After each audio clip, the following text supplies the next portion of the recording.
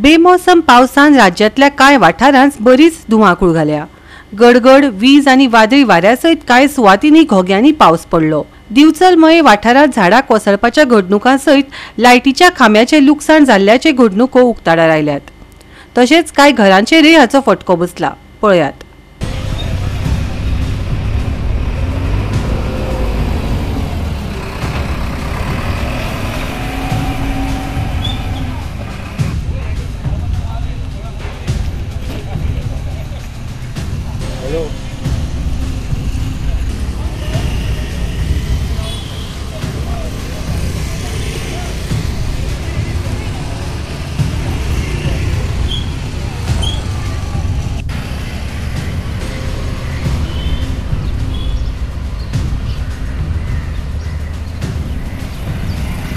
सगळी झाडां बी सगळी मोडली आणि आमी देवा कडेन मागता कितें देवान आमकां सगळ्या लोकांक साल्वार केले ते व्हडले कितें लोक हांगा येवपी वचपी खूब लोक आहा आनी भुरगे रावता आनी कितें रावता कितें घरांची लुकसाणी जाला, झाडांची लुकसाणी जाला।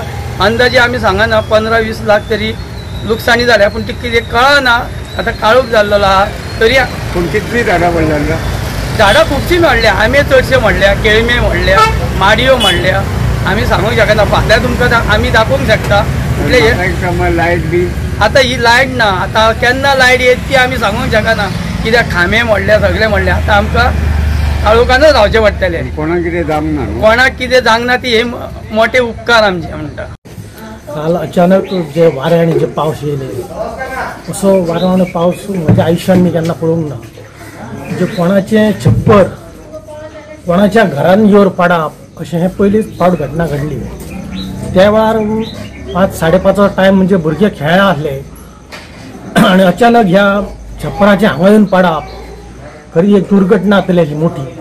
आमची गोरवां सदींच हळ्यान येवन बसा सांजच्या टायमार, पण ती त्या वेळार नसली, हे एक मोठे दुर्दैव।